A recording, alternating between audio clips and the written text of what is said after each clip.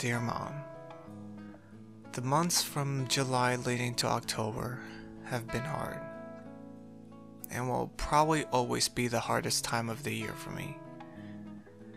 This was when we spent our last vacation as a family, and this was also when I took care of you until you passed away last year.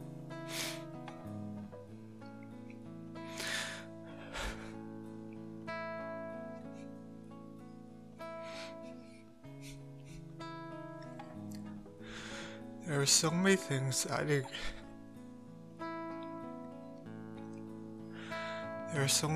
I didn't get a chance to tell you in person.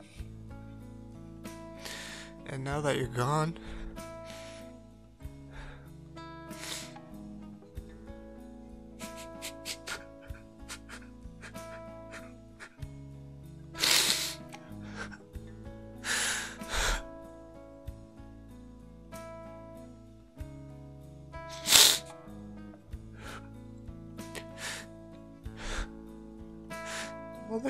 I feel like this is the only way I can really do it. I have lots of regrets in life. And not being able to tell you how I feel is one of them.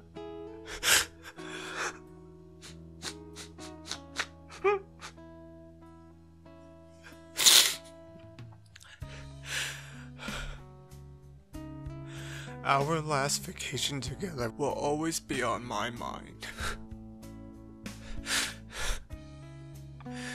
During March of last year, the doctors gave us the bad news. They were no longer able to continue treating the cancer you've been battling for 8 long years. There wasn't much you could do except to spend what little time you have left with your family.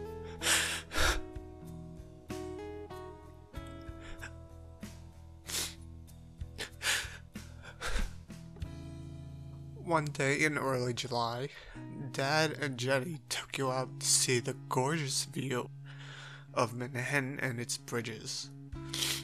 I couldn't be there because I was here in Washington. But it was a pretty big deal that Dad came out because you know how he is. He always prefers to stay home and watch TV. I think he knew it meant a lot to you that he came out.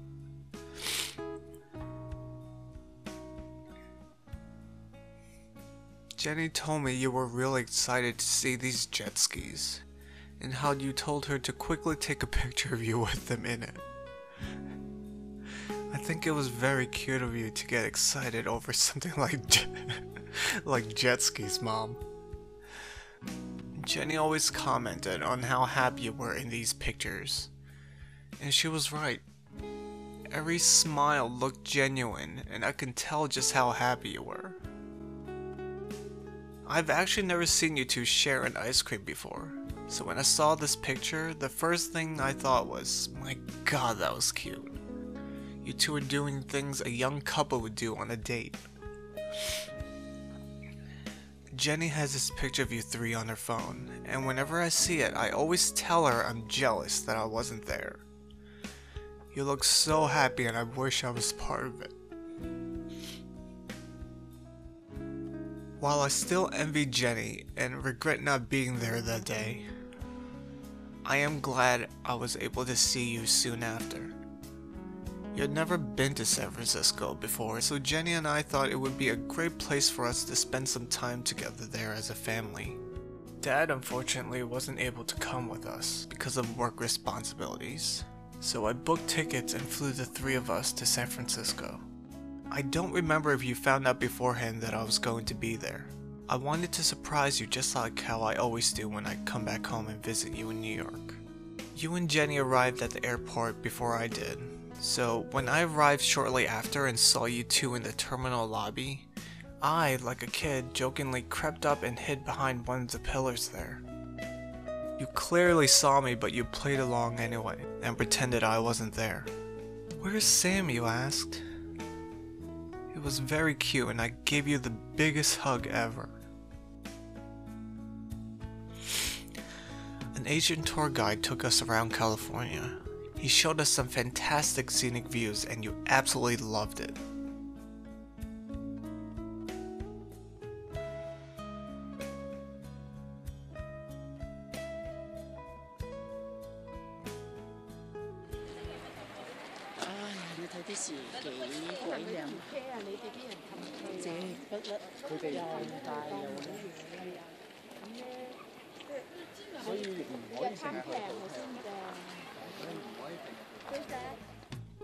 You were also really excited to ride the cable cars. But when Jenny tried to take this picture of you, you were afraid to lean out for the fear of falling out. That's why we couldn't really see you in this picture. When we were at the Ripley's Museum in Hollywood, we came across this animatronic that would stand up and sit down. You were so scared to walk up to it and take a picture with it, even though you knew it was fake. I just absolutely adore your timidness, Mom. I taught you how to record videos on your phone during the trip, and you caught on pretty quick. I was looking through these videos you had on your phone, and while they're nothing really special, I did find it very cute you said hi to us as you were recording. Hi.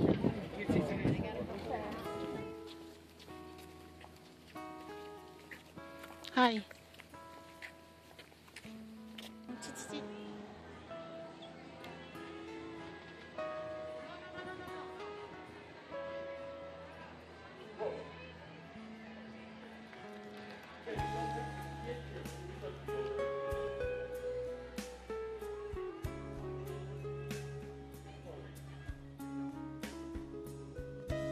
As fun and cute as those moments were, there were several parts of the trip that will always be memorable to me. The first one,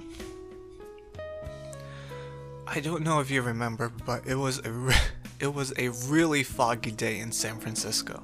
The tour bus brought us up to the top of a hill. It was supposed to have a really nice view overlooking parts of San Francisco, but because of the fog, it was impossible to see anything. The tour guide warned everyone on the bus that we're probably not going to get a good picture of anything, but we were welcome to try. And some people did. I looked over to you and I was like, really? Are these guys for real? We didn't even bother to get up because, I mean, look at this picture. This is a picture of someone trying to take a scenic photo in that fog. A man in his 50s attempted to take a similar photo out in the fog, and as he came back in the bus and walked down the aisle, he sighed and in Chinese was like, "Ai, 真难得." We both bursted out laughing. We were like, really? Oh, really? We had a really good laugh. I always felt that we had similar taste in humor, Mom. The second thing I would never forget was it was the morning after we went to the Ripley Museum. A person at the hotel's front desk gave us several cards to use for public transportation to go to Hollywood the night before. And as we checked out that morning, I went up to the front desk, introduced myself, returned the cards, thanked the person, and shook his hand. You said in Chinese, "Wow, 你真係大個咗啊." What I did back there wasn't a big deal. I was being nice and courteous. It's a natural part of who I am. But I think that was the first time you've ever seen me do something like that. What you said might not mean anything to anyone else, but it meant a lot to me because that was the first time you were ever, at least to my knowledge, impressed or proud of me.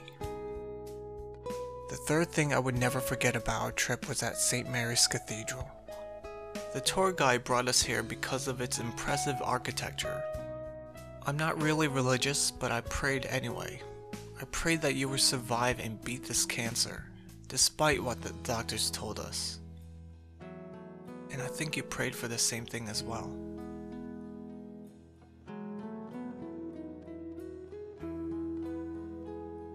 The last thing I would never forget about this trip was when we came across this fountain. After walking around a bit, we sat at the fountain and you just cried. You said you didn't want to lose us. I just sat there and held your hand. I didn't say anything, and I wish I did. I just wanted to stay strong in front of you. But now I wish I had just cried. I wish you had known that I didn't want to lose you too. I wouldn't see you for another month after that vacation. In September, my relatives called me and told me you were in a lot of pain and had been admitted to the hospital.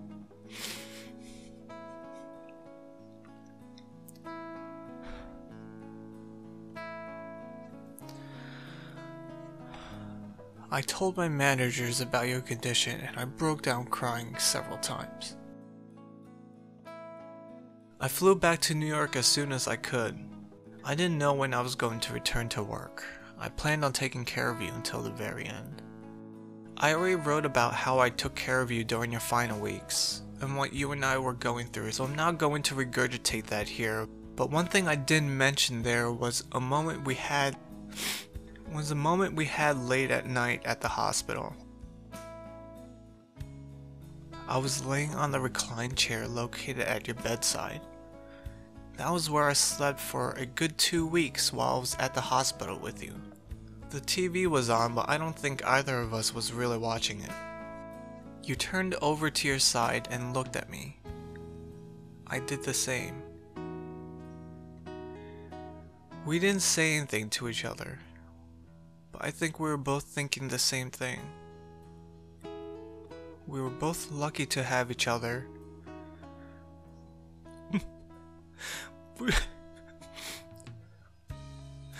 We loved each other. And we were going to miss each other very much.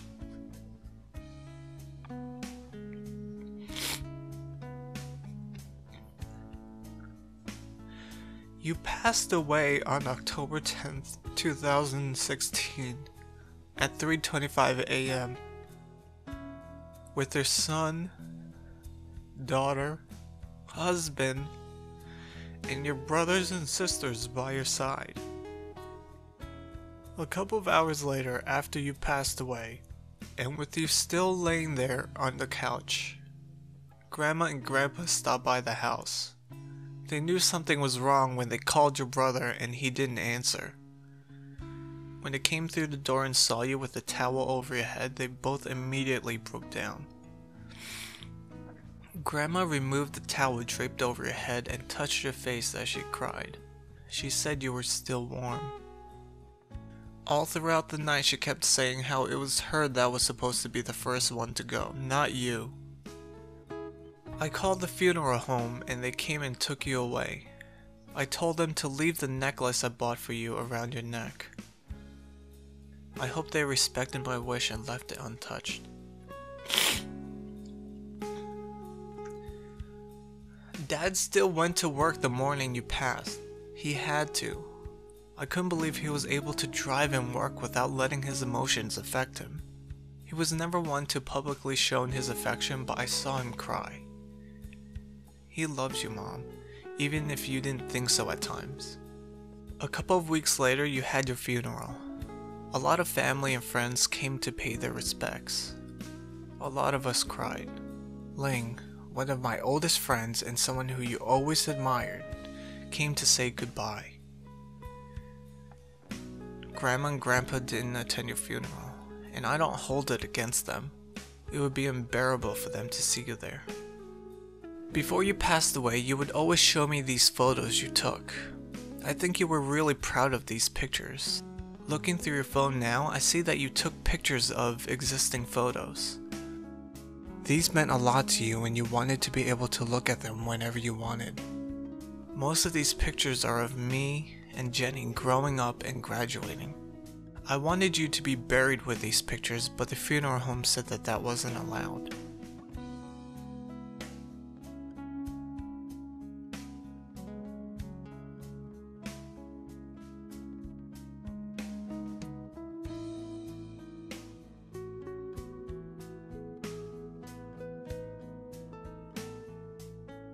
A lot of things around the house reminds me of you.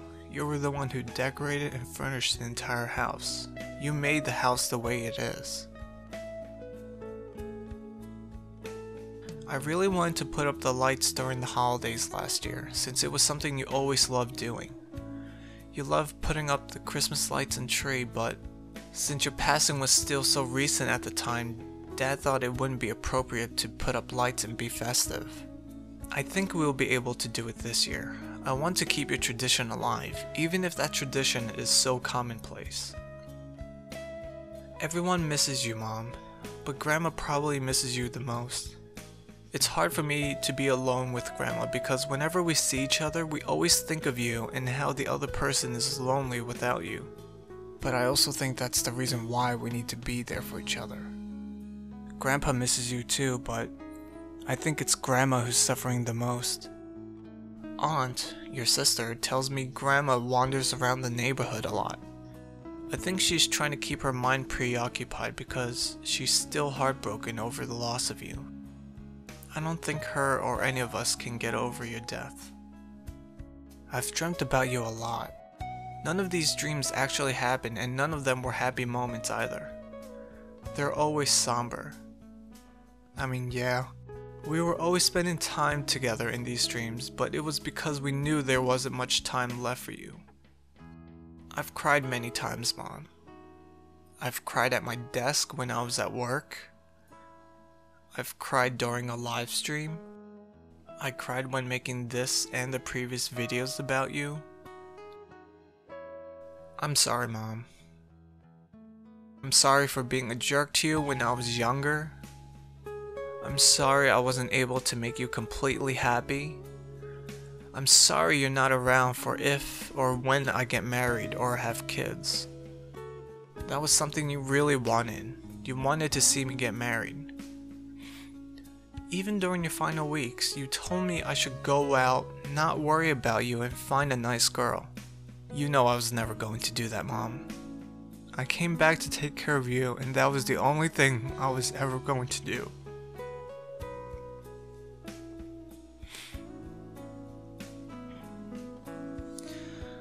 I wasn't able to visit you on Mother's Day this year, but I did stop by when I came back home to visit Dad a month later for Father's Day. Unfortunately, I wasn't able to stay long when I saw you because it was raining really hard. I saw the flowers Jenny left for you the month before. I brought my own bouquet of flowers. I hope you like them. I don't know if you saw it, but when I tried to put the bouquet into the soil, the ground was still hard, despite the heavy rain. So I leaned forward and pushed the stem into the ground, and it was working too. It was going into the soil. Unfortunately, I put too much weight on it and the whole thing snapped in half. Whoops. Sorry, Mom. I'm pretty sure you laughed at it too, just like I did. It was such a me thing to do. Dad ran back to the car, grabbed a hand rake, loosened the soil, and we planted the snapped in half flowers next to your gravestone. It still looked good though. Again, I'm sorry about that, Mom. Dad told me to call the phone company and close your line and discontinue your phone number. But before I did, I called you one last time, even though I fully knew you were never going to answer it. I left you a voice message. I don't know if you heard it. I spoke about things we would normally talk about. Just mundane, everyday things. Things haven't changed much around the house. Every day, Dad, Jenny, or I would leave breakfast and tea next to the picture of you in the kitchen. I hope you like them. Dad rearranged some of the things in the living room. I'm not really a big fan of it, and I don't think you would be too. There isn't a day where I don't think about you, Mom. Everything I do literally reminds me of you. Life for me isn't that great right now, and I think you know that. You're probably watching over me, disappointed. I've already made 2 videos about you as a tribute, and in memory of you, Mom. I hope you like them, and I hope you like this one.